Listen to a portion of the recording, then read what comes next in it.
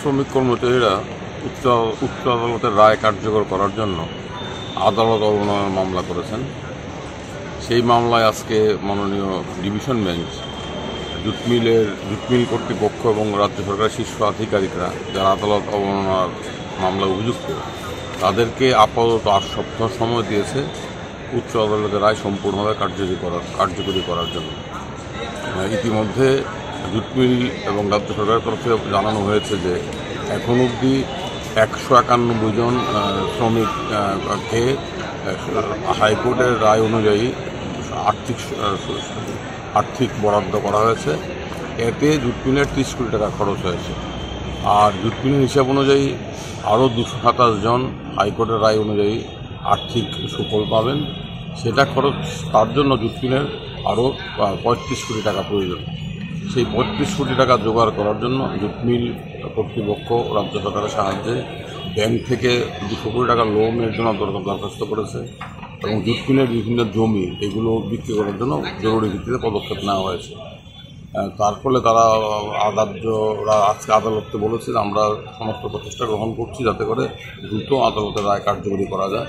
তার জন্য জুটমিল এবং রাজ্য সরকার আজকে 8 মাস সময় চেয়েছিল, কিন্তু উচ্চ আদালত 8 মাস সময় না দিয়ে আপাতত 8 সপ্তাহ সময় দিয়েছে।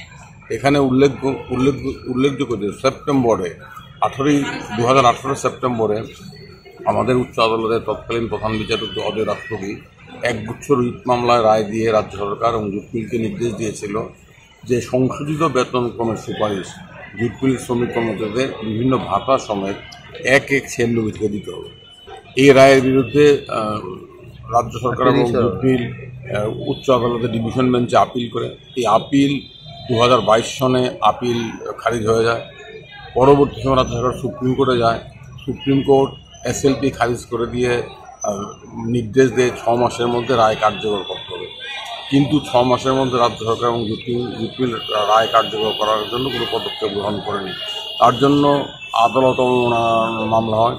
সেই আদালত অবমাননার মামলায় গত 19 জুলাই আমাদের প্রধান বিচারপতি অপরেশ কুমার সিং এবং বিচারপতি অরিন্দম লোধের ডিভিশন বেঞ্চ একটা গুরুত্বপূর্ণ পর্যবেক্ষণ দিয়ে বলেছিল যে আগামী 3 সপ্তাহের মধ্যে জুটমিলকে সুপ্রিম কোর্টের কাছে দরখাস্ত করে রায় কার্যকর করার জন্য সময়সীমা বাড়াতে হবে, অথবা পরবর্তী তারিখে রাজ্য সরকার আধিকারিক এবং জুটমিলের আধিকারিকদের বিরুদ্ধে আদালত অবমাননার জন্য চার্জ গঠন করা হবে। এই আদেশের পর রাজ্য সরকার এবং জুটমিল সুপ্রিম কোর্টে ছুটে যায়।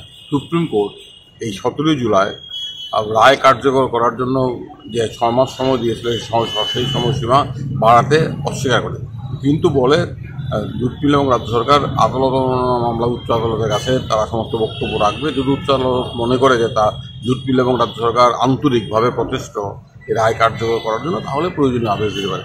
সেই মোতাবেক জুটমিল এবং রাজ্য সরকার দুটি পৃথক হলফনামা করে বিস্তারিতভাবে জানায় যে তারা এই করেছে, আগামী দিনে এই পদক্ষেপ নেবে এবং তারা তার জন্য 8 মাস সময় দিয়েছে রাজ্য সরকার এবং জুটমিল। আজকে আদালত 8 সপ্তাহ সময় দিয়েছে। এখানে একটা প্রশ্ন আছে, আমাদের বক্তব্য হচ্ছে 418 জন না, জুটমিল এবং রাজ্য সরকারের বক্তব্য হচ্ছে 191 জনকে ইতিমধ্যে দেওয়া হয়েছে 30 কোটি টাকা খরচ করে ব্যয় করে, এবং আরও 227 জনকে দেওয়া হবে, তার জন্য আরও 35 কোটি টাকা প্রয়োজন, মোট 418 জন।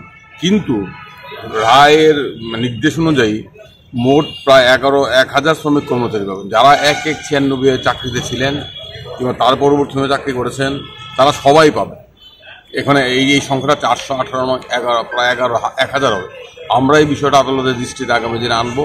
আমরা দাবি করব যে এই চালাকি না করে সম্পূর্ণ রায় কার্যকর করতে হবে এবং কাউকে বঞ্চিত করা যাবে, কিন্তু 418 জন না, বাকিদেরও রায় অনুযায়ী আর্থিক সুফল দিতে হবে।